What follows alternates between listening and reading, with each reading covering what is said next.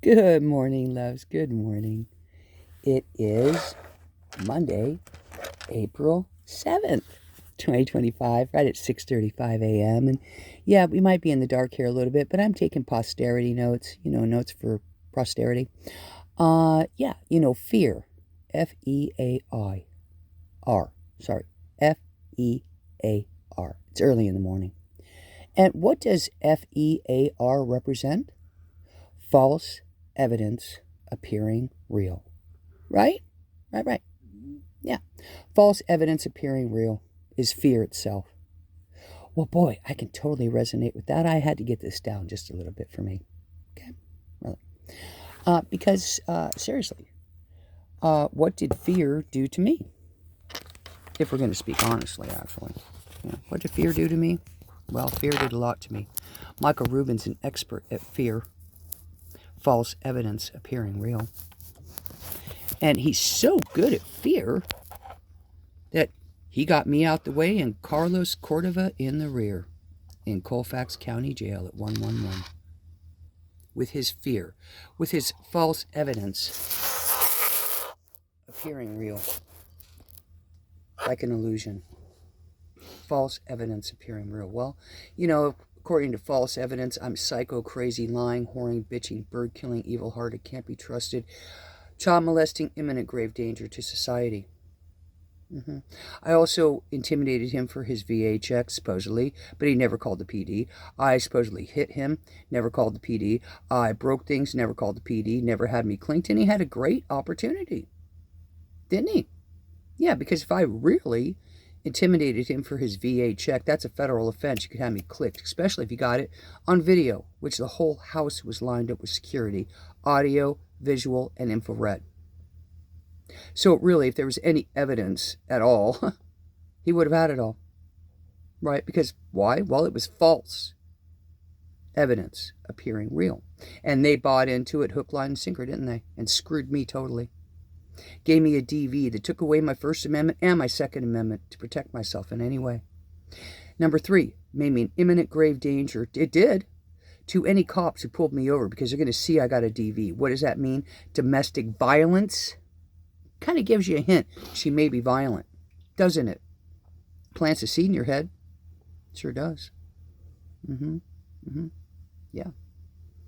And then supposedly I assaulted an officer in Santa Fe, right? When I had 5 workers pulling me off a bed to slam me on the floor, and my foot slipped from little Officer Romero, who couldn't hold on to righty-tighty. Lucky I didn't take his head off, because I could have if I wanted. If I was really in imminent grave danger to society, I wouldn't have held my foot. I would have taken his head off with righty-tighty. Little pussy Officer Romero. Okay? Couldn't hold on to righty. And that was a recoil. Hitting his little forearm with my foot was a recoil. If I really wanted to recoil, I could have taken his head off and a skip with right. He wouldn't have ever thought the same, believe me. It's like getting kicked with a horse. And I didn't do that. Why? Well, because the F-E.A.R. wasn't real, was it? Yeah. If the false evidence appearing real was real, well, I would have taken his head off if I was truly in imminent grave danger to anybody. Yeah, and my bird, oh my God. Yeah, I got to get on that because it's 3:46 and I'm going on a little bit about this fear. Yeah, he spread fear that I killed my bird Delphi, my 20-year-old African Timony Gray that I've had since out the shell. That's enough to spread fear to anybody. She kills animals. Oh my God almighty. Yeah, again, false evidence appearing real. Because if I really killed my 20-year-old African Timony Gray parrot, they would have had every right to put me in the clinker steaker forever. I would have put myself in the clinker had I killed my bird like that. Okay, so here we go with the fear. And he's done the same thing to Carlos Cordova. False evidence appearing real. You can get any kid to say he raped me, especially a little lying 13-year-old, whatever she was at the time. Yeah, she's going to get a lot of money out of false testimony or fear. False evidence appearing real. They're great at it. Experts at 444. Maybe we should just take it to 555. Those are angel numbers in this opportunity for me to get this out of my system, really. Because Michael Rubin Ledoux has spread enough fear for everybody. Enough false evidence appearing real. Yeah, he had me. He had me in fear. He had people hunting me with shotguns. He had people videoing me and watching how many cigarettes I bought, or when I might be a little tipsy. I was not free. I was in fear. I was having all this false evidence appearing real thrown against me, and social services and attorneys and the whole state of New Mexico buying into his fear game.